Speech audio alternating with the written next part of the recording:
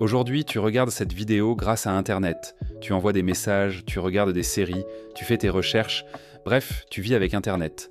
Mais d'où ça vient vraiment ? Comment est-on passé de quelques ordinateurs à un réseau mondial qui connecte la moitié de la planète ? Voici l'histoire d'Internet. L'histoire commence en 1969, pendant la guerre froide.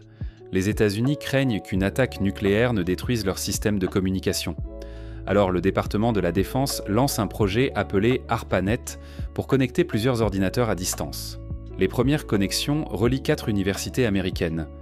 L'idée est révolutionnaire. Si une partie du réseau est détruite, le reste peut continuer à fonctionner. C'est le tout premier réseau décentralisé et le tout premier ancêtre d'Internet.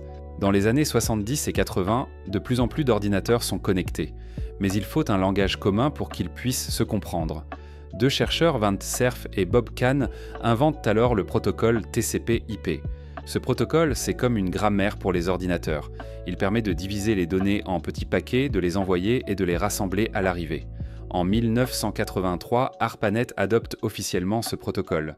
C'est la naissance d'Internet tel qu'on le connaît. Mais Internet à cette époque, c'est surtout pour les scientifiques et les militaires.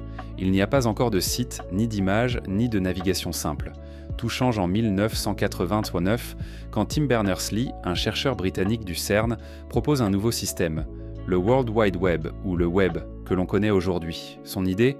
Créer des pages liées entre elles par des liens hypertextes accessibles via un navigateur. En 1991, il met en ligne le tout premier site web de l'histoire. Le web est né. Dans les années 90, Internet se démocratise. Les premiers navigateurs apparaissent comme Mosaic puis Netscape. Les gens découvrent les emails, les chats en ligne, les premiers forums. Des entreprises créent des moteurs de recherche comme Yahoo ou AltaVista, puis arrive un certain Google en 1998. L'accès se fait par modem, avec ce bruit si particulier quand on se connectait. C'est lent, mais révolutionnaire. Avec l'arrivée de l'ADSL, les connexions deviennent plus rapides. Les blogs fleurissent, les musées mettent leur contenu en ligne, les médias publient sur le web. En 2004, c'est la naissance de Facebook, suivie de YouTube en 2005. Les vidéos en ligne, les réseaux sociaux, le streaming.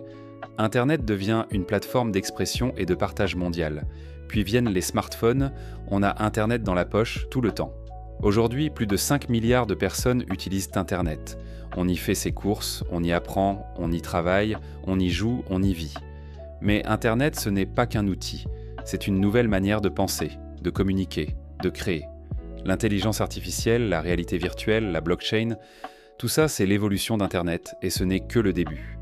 D'un projet militaire à un réseau mondial, Internet a changé nos vies en à peine 50 ans. Et demain, il pourrait bien changer notre monde encore plus vite. Si cette histoire t'a plu, n'hésite pas à t'abonner, liker et partager. À très vite pour une nouvelle vidéo.